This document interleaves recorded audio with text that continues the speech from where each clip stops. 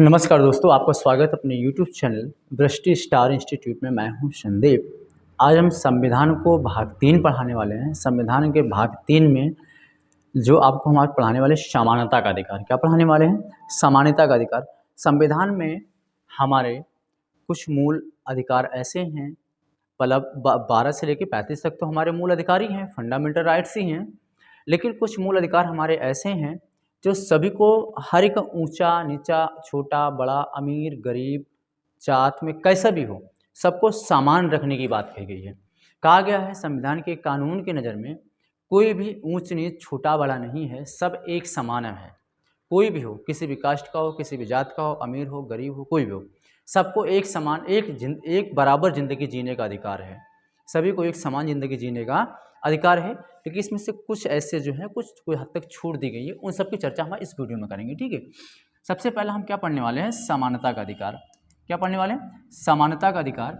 हमारा समानता का अधिकार क्या कहता है? सबको समान रखना। समानता मतलब क्या होता है? सबको समान रखना। जो हमारा मतलब कि समान रखने मतलब ये कि भारत में जितने भी नागरिक हैं, मतलब कोई भी हो, चाहे मेल हो या फीमेल हो, कोई सबको समान अधिकार है ज़िंदगी जीने का। ज़िंदगी जो है सबको समान ज़िंदगी जीने का है। और समानता के अधिकार में सबको समान बताया गया है। देखो, मैं सबको कंपेयर करूंगा बाद में, लेकिन बात को ध्यान समझना। समानता का अधिकार जो हमारा होता है 14 से 18 तक है। इसमें से पहला अनुच्छेद नंबर 14 क्या करता है? विधि की समक्ष समानता, मतलब सरकार की नज़र में, देश की नज़र में, कानून की नज़र में, सबके नज़र में सब जो है सभी को समान है। सभी एक हमारे लिए समान है। समान संरक्षण, बस मतलब कि समान है। कहा गया तो इसी में बताया गया है अनुच्छेद नंबर 14 में ही, कानून की समक्ष समानता, मतलब कानून की नज़र में सब एक समान है। सब एक समान है, कोई ऊंच कोई नीच कोई बड़ा नहीं है। अगर आपने देखा हो तो कोर्ट में एक न्याय की देवी होती है, उनकी आंखों पट्टी बंधी होती है ब्लैक कलर की। वो इसलिए बनाया जाता है कि मुझे कुछ दिख नहीं रहा है, मेरी नज़र में सब बराबर हैं। जो हमारे सामने आएगा, जो प्रूफ देगा, जो प्रमाणित होगा, वही फैसला होगा। क्योंकि वहाँ जुबान से बोलने से वहाँ पे प्रमाण चाहिए, प्रमाण, प्रूफ देना पड़ता है, साक्ष्य इकट्ठा करना पड़ता है, साक्ष्य को प्रमाणित करना पड़ता है। और किसी को जुबान के कहने से कोई दोषी नहीं हो जाता है। उसको अगर दोषी है तो उसको रियल में पता लगाया जाता है, पुलिस भी पता लगाती है, सारे साक्ष्य को, सारे प्रूफ को इकट्ठा करती है, तो जाके जज के सामने पेश करती है। बात समझो ना, जब वो पेश करती है, वही बताया है कि हमारी नज़र में सब समान हो, ऊंच नीच छोटा बड़ा, गड़िया पासी पंडित ठाकुर कोई भी हो, हमारे नज़र में सब बराबर हैं। हम ऑलरेडी आंखों पट्टी बांधे हुए, जो सामने हमारे प्रूफ दिखेगा वही हम मानेंगे, वही हम उसी हिसाब से फैसला सुनाएंगे। बस में जो कानून की समझ समानता है, ये हमारा यूके से लाया गया, मतलब ब्रिटेन इंग्लैंड से लाया गया। इंग्लैंड के संविधान से हमारा कानून की समझ समानता को इंग्लैंड के ब्रिटेन से लाया गया है, मतलब इंग्लैंड से लाया गया है। ठीक है, दूसरा अनुच्छेद नंबर 14 में ही है, कानून के समान संरक्षण है। कानून के समान संरक्षण हमारा ये कहाँ से लाया गया है? ये हमारा अमेरिका से लाया गया है, यूनाइटेड स्टेट ऑफ अमेरिका। हमारा कानून के समक्ष संरक्षण का मतलब ये होता है कि अभी सभी को एक नज़र में रख दोगे तो हमारे देश में बहुत सारे, जैसे राष्ट्रपति हो गया, राज्यपाल हो गया, इन सबको थोड़ा सा देखना पड़ेगा। अभी मान लीजिए, एग्जाम्पल के लिए मान लीजिए, अगर मान लीजिए किसी को, कोई आम नागरिक है, आम नागरिक को मान लीजिए किसी को मान लीजिए किसी का हाथ पैर तोड़ दिया।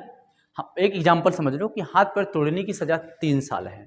ठीक है, अब वो किसी गरीब इंसान ने किसी का हाथ झगड़ा किया, लड़ाई किया और हाथ पैर तोड़ दिया, तोड़ने के बाद अब उसके लिए सज़ा है 3 साल। अब उस जगह पे कोई भी हो, फिर चाहे कोई एसपी हो, डीएसपी हो, कोई भी हो, देश का कोई भी हो, सबके लिए सज़ा 3 साल ही है। सबके लिए सज़ा, हाथ पैर तोड़ने की सज़ा 3 साल ही है। जो गरीब को है वो अमीर को भी है। ठीक है, अब एग्जाम्पल के लिए समझ लीजिए, इसमें 2 इंसान ऐसे हैं भारत में जिनको इसके अतिरिक्त छूट दी गई है। छूट नहीं दी गई, सिर्फ कुछ पद तक लिए छूट दिया गया है, कुछ हद तक के लिए छूट दिया गया है। पहला हमारा राष्ट्रपति है, दूसरा हमारा राज्यपाल है। कौन है? राष्ट्रपति हैं और दूसरा हमारे राज्यपाल हैं। अभी मान लीजिए राष्ट्रपति एक एग्जाम्पल ले लो समझने के लिए खाली। राष्ट्रपति ने किसी को मार दिया, किसी का हाथ पैर तोड़ दिया, हाथ पैर तोड़ने की सजा 3 साल है। अगर आप राष्ट्रपति को सजा सुना देते हो, क्योंकि हमारे कानून नज़र में सब एक समान है, बराबर है, एम ओपीएम राष्ट्रपति कोई भी हो, सब समान है। कोई आम आदमी हो, गरीब हो, अमीर हो, कोई भी, सब एक समान है, सब एक समान जिंदगी जीने का अधिकार है सभी को। अगर मान लीजिए राष्ट्रपति को आपने 3 साल की जज ने सजा सुना दिया, तो राष्ट्रपति को एक पावर दी गई है, एक पावर दी गई है। अनुच्छेद नंबर 72, अनुच्छेद नंबर 72 में यह बताया गया राष्ट्रपति किसी की भी सजा को, कोई भी सजा को माफ कर सकते हैं। क्या कर सकते हैं? किसी भी सजा को, कोई भी सजा को राष्ट्रपति जो है वो माफ कर सकते हैं। आपने राष्ट्रपति को सुना दिया, ये लो, राष्ट्रपति अनुच्छेद नंबर 72 का प्रयोग करके आपने 3 साल की सजा को माफ कर दिया, तो क्या करो? तो कहां से समानता रह गई? रह गई समानता, क्योंकि अभी तो सजा माफ कर ली है ना। या फिर मान लीजिए कोई एग्जाम्पल दूसरा ले लो, राष्ट्रपति ने किसी को मार दिया या मर्डर कर दिया। अब मर्डर करने की सजा क्या है? फांसी। क्या है? फांसी है। अगर वही राष्ट्रपति को कोर्ट में प्रूफ हो गया, साबित हो गया कि राष्ट्रपति ने जान से मारा, और जान से मारने की जो सजा है वो हमारे क्या है? फांसी है। राष्ट्रपति को आपने सुना लिया, और राष्ट्रपति को पावर है अनुच्छेद 72 के तहत वो किसी भी सजा को माफ कर सकते हैं। राष्ट्रपति किसी भी सजा को माफ कर सकते हैं। अनुच्छेद नंबर 72 का प्रयोग करके राष्ट्रपति अपनी फांसी सजा को माफ कर लेंगे। अगर माफ कर लेंगे तो कहां से हुआ समानता का अधिकार?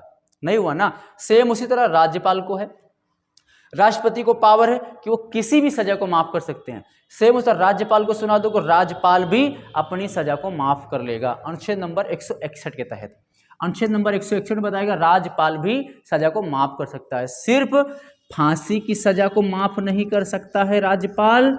दूसरा, सेना की जो सैन्य कार्यवाही होती है ना, सैन्य कार्यवाही मतलब कि सेना अगर कोई सजा सुनाती है तो उसकी सजा को राज्यपाल माफ नहीं कर सकता है। और दूसरा, फांसी की सजा माफ नहीं कर सकता है। और राष्ट्रपति चाहे सैन्य कार्यवाही हो, चाहे राष्ट्र फांसी हो, या कोई भी हो, राष्ट्रपति को पूरी पावर देगी कि वो कोई भी सजा को माफ कर सकते हैं। इतनी बातें समझ में आई? वही अब इसको अब दिमाग में आ रहा होगा, मान लीजिए राष्ट्रपति या राज्यपाल ने कर दिया, तो फिर अगर सबको कानून के समक्ष में समानता है, सबके समान है, तो फिर राष्ट्रपति राज्यपाल तो अलग हो गए ना। इनको भी सजा दी जाएगी। कब दी जाएगी? जब तक राष्ट्रपति और राज्यपाल अपने पद पर हैं। कहाँ हैं?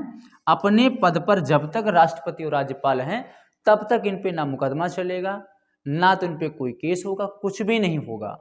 जो सजा है वो सजा पेंडिंग में रहेगी।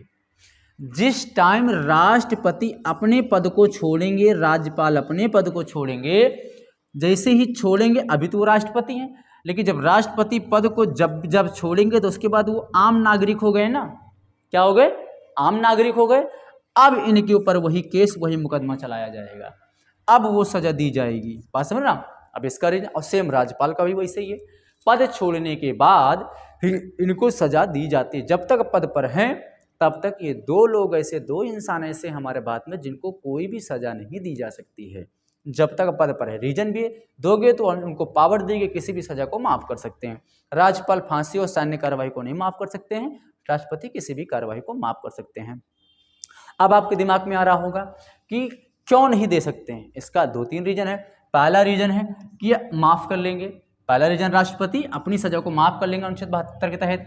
और दूसरी बात है, राष्ट्रपति जो होता है ये हमारे देश का प्रथम नागरिक होता है। संविधान का ये, संविधान का मतलब संविधान का रक्षक होता है ये। बात समझो ना? अगर आप दोगे तो ये देश की शान है, संविधान की शान है। ठीक है, समझ रहे हो नहीं कि संविधान की भी इंसर्ट है, हमारे देश की भी इंसर्ट है, राष्ट्रपति ही ऐसा किया है। बात समझ रहे हो ना? राष्ट्रपति को, इसकी वजह से राष्ट्रपति को सजाएं नहीं दी जाती है। इन दो लोग को सजा पद से छोड़ने के बाद ही सजा दी जाएगी। इतनी बात समझ में आया? आगे बढ़ते हैं। अनुच्छेद नंबर 15 क्या कहता है? अनुच्छेद नंबर 15 कहता है, अनुच्छेद नंबर 15 कहता है किसी के धर्म, जात, लिंग, मूल वंश और जन्म स्थान के आधार पर भेदभाव नहीं किया जाएगा। कहने का मतलब ये है, किसी के जन्म को लेकर के, बस समझो, किसी के धर्म मतलब कि कोई किसी को ये नहीं कहता कि इसका हिंदू है, मुस्लिम है, सिख, ईसाई है, कोई किसी भी धर्म को लेकर के कोई भेदभाव नहीं करेंगे, सबको एक समान। आपने सुना भी होगा गाने में भी, ऐसे भी हिंदू, मुस्लिम, सिख, ईसाई आपस में सब भाई भाई, सुना है ना? सेम वैसी किसी को धर्म से लेकर के भी भेदभाव नहीं किया जाए, किसी की जाति को लेकर के भेदभाव नहीं किया जाएगा। कहने मतलब ये नहीं कहा जाएगा वो पासी है, वो चमार है, वो गड़िया है, वो कुंभी है, वो ठाकुर है, वो बावन है, क्षत्रिय है, ब्राह्मण है, कोई भी, सब एक समान होंगे। किसी भी ये नहीं कहा कि छोटी नीच का है, छोटी जात का है या ऊंची जात का है, नहीं, भेदभाव नहीं, सबको एक समान। जितना अधिकार आपको है बराबर, सेम अधिकार उसको भी है। बातें समझ रहे हो? कोई भी नहीं बोलेगा ऊंची जात का है, नीची जात का है, तो वही अनुच्छेद नंबर 15 में बताया गया किसी के जाति पर भी भेदभाव नहीं किया, किसी के लिंग पे भी भेदभाव नहीं। लिंग मतलब ये है, ये नहीं भेदभाव नहीं किया जाएगा कि मैं लड़का है या लड़की है या फिर जेंडर है या ट्रांसजेंडर है, मतलब कि किन्नर है, कोई भी हो, ये कोई उस पर भेदभाव नहीं होगा, सबको एक समान, संविधान के सरकार के कानून नजर में सबको एक समान है। अगर जन्म स्थान के आधार पर कुछ ऐसे स्थान है, अरे ये बहुत पिछड़ा हुआ इलाका है, उसको जगह नहीं मिलेगी, उसको नहीं, उसको भी समान देखा जाएगा। ठीक, आधार पर सभी को भेदभाव नहीं किया जाएगा। लेकिन कुछ जगह पे भेदभाव किया जाएगा, जैसे हैवी ड्यूटी। अभी देखो हैवी ड्यूटी का मतलब ये हुआ कि मान लीजिए कि जैसे कोई काम, कुछ काम ऐसे होते हैं जो मतलब पुरुष जो होते हैं वो स्ट्रांग होते हैं, पुरुष जो होते हैं वो क्या होते हैं, वो स्ट्रांग होते कि नहीं होते हैं। जो पुरुष स्ट्रांग होते हैं तो कुछ हैवी काम ऐसे हैं जो महिला होती, महिला नहीं कर पाती हैं। क्या करती हैं महिला जो है, उसी किसी हैवी भी ऐसे काम होते हैं वो काम नहीं कर पाते हैं। बात समझ रहे हो नहीं? फिजिकली देखोगे, मेंटली मतलब बॉडी से देखोगे, फिजिकली देखोगे तो पुरुष जो होता है वो स्ट्रांग होता है, महिला क्या होती है थोड़ा सा हल्का कमजोर भी होती है ना। सेम उस तरह हैवी ड्यूटी पे जगह पे मतलब कि भेदभाव किया जाएगा। जैसे मान लीजिए कोई काम है, जैसे मान लीजिए कि बॉर्डर पे क्या है, आर्मी है, आर्मी ड्यूटी है, तो कुछ बॉर्डर पे ड्यूटी लगाने के लिए तो मतलब कि महिला को, फीमेल को वहाँ पे नहीं लगाया जाएगा, क्योंकि जानते हो कि वैसे फिजिकली और जेंट्स में और लेडीज में फर्क तो है ही है। अब बहुत सारे काम ऐसे होते हैं जो महिला लोग नहीं कर पाती, तो उसके लिए भेदभाव किया जाएगा। उसमें ये नहीं कह नहीं मैं कर रहा हूँ तो वो भी करे, पैसा सबको समान दिया जाएगा, पैसा मेल और फीमेल दोनों को समान दिया जाएगा।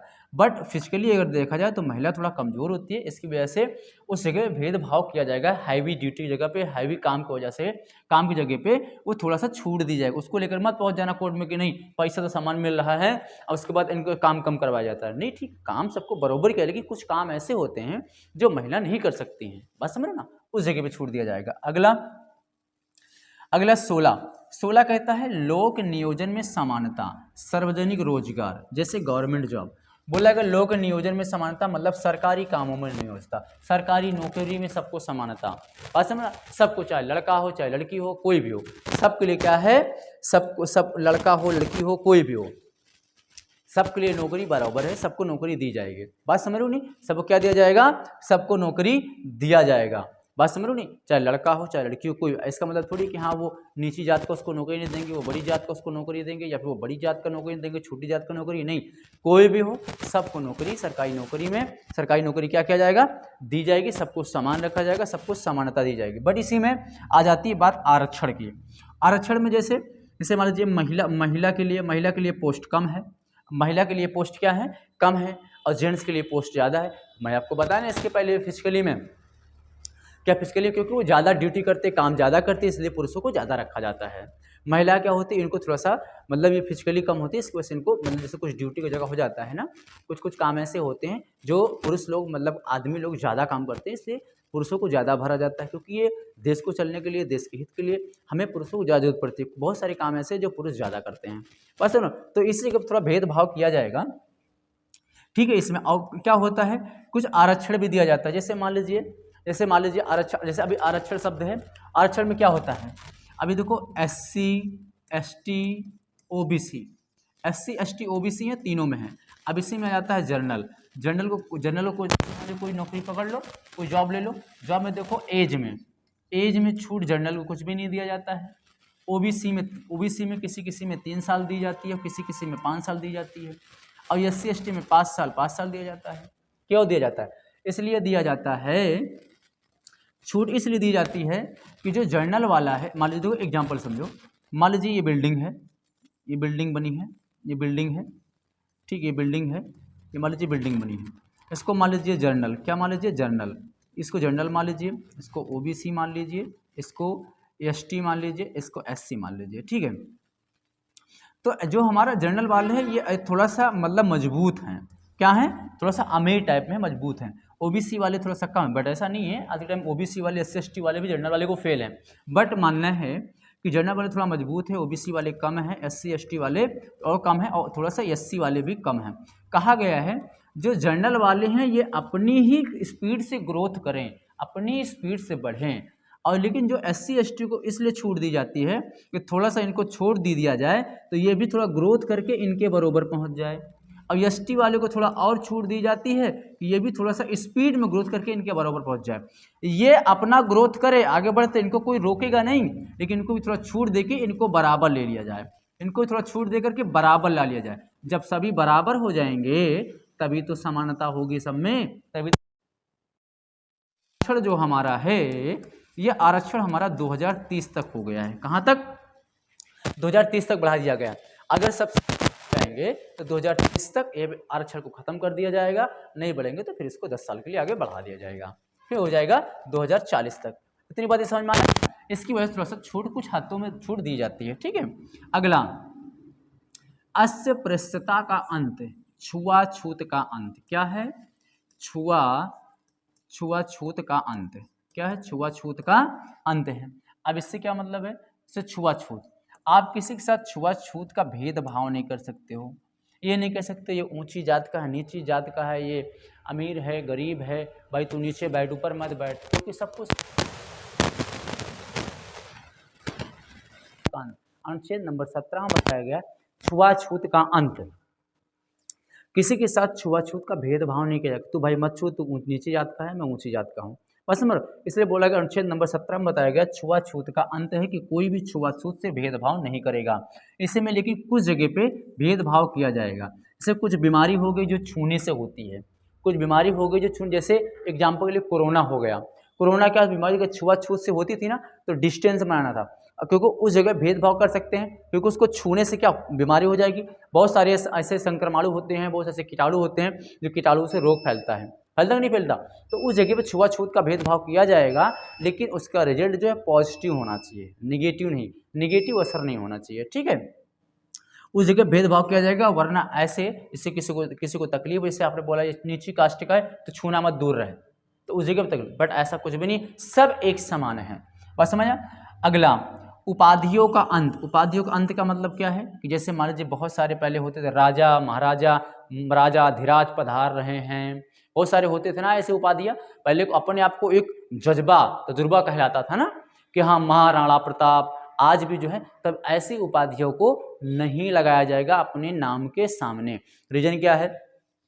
आपने लगा दिया महाराणा प्रताप के वंशज। महाराणा महान थे, ठीक है, अच्छी बात है, उस समय थे महाराणा, अति बहुत ही महान थे, लेकिन आज के समय जो संविधान बना, सबको एक समान, एक बराबर रखने की बात आई, सबको समान रखने की बात आई, तो आप अपने आगे लगा लेंगे महाराणा प्रताप। महाराणा प्रताप महान है, बहुत ही पहले से भी महान थे, आज भी महान है, बट आज के टाइम में अगर सबको समान देखो तो आप इन सब चीज़ों को, महाराजा, बहादुर सिंह, ये सब बहुत सारी उपाधि क्यों अपने आप को बड़ा दिखाती है। जब बड़ा दिखाएगी तो नीची कास्ट वाले, नीची जात वालों को थोड़ा सा नीचा दिखाई पड़ेगा ना, उनको शर्मिंदगी महसूस होगी, नीचा भी आएगा। इसे सबको समान रखना है तो आप इन सब चीज़ों को नहीं लगा सकते हो अपने नाम के आगे। उपाध्याय हो गई। और दूसरा रीजन, नेशनल अवार्ड कोई मिलता है, जैसे पद्म भूषण हो गया, ये सबको आप नहीं लगा सकते हो अपने नाम के आगे। पद, जैसे कि मैं पद्म भूषण से सम्मानित, रत्न से सम्मानित, ये सब क्या है, आप इन सब चीज़ों को आगे से नहीं लगा सकते, ये सम्मान के लिए है, आपको दिया जाता है, बट ये नाम के सामने लगा सकते कि आई एम, मतलब मैं सम्मानित हूँ, इससे पद्म भूषण से, बहुत सारे रत्नों से मैं सम्मान, ये सब लगा सकते हो। आपको लगाना है, आप अपनी डिग्री को लगा सकते हो, जैसे डॉक्टर हो गया, इंजीनियर हो गया, ठीक है, वकील हो गया, जज हो गया, डीएम हो गया, इंस्पेक्टर हो गया, ये सब अपने नाम के आगे लगा सकते हो कि ये पोस्ट हैं, बात समझ लो ना, ये सब लगा सकते हो, ठीक है। अनुच्छेद नंबर 18 बता, क्योंकि ये समानता की बात की गई है, आप तभी हमारे क्या होगे, समान नजर आओगे। बात समझ में आया इतनी बात? अगर इसमें आप देखोगे अनुच्छेद नंबर 14 से लेकर के 14, 15, 16, 17, 18 सब एक समान की बात की गई है। क्या? समान, समानता की बात की गई है। क्या किया गया है? समानता की बात की गई है, चार के चारों अनुच्छेद में, 14 भी है, 15 भी है। इसमें क्या? विधि की समझ समानता, सबको समान रखना है। अनुच्छेद नंबर 15, जात धर्म जाति धर्म, देखो जाति धर्म जाति लिंग मूल वंश के स्थान पर भेदभाव नहीं किया जाएगा, सबको समान रखा जाएगा। अगला, लोक नियोजन सरकारी नौकरी में भी समानता, सबको समान रखा जाएगा। छुआछूत का अंत, किसी में से भेदभाव नहीं, छुआछूत को सब समान होंगे, समान होंगे। उपाधियों का अंत, जब अंत कर दोगे तब भी सब समान होंगे। जो समानता का अधिकार हमारा इसीलिए है 14 से लेकर 18 के बीच में, ये चार जो कितने 5 अनुच्छेद हैं, 3, 2, 5, 5 अनुच्छेद सभी नागरिक को, भारतीय नागरिक को समान रखने की बात की गई है। अगर ध्यान से समझोगे, पांचों में क्या है, सबको समान रखने की बात की गई है। इतनी बातें समझ में आया? चलो ठीक है, फिर मिलते हैं फिर नेक्स्ट वीडियो में। जय हिंद, जय भारत।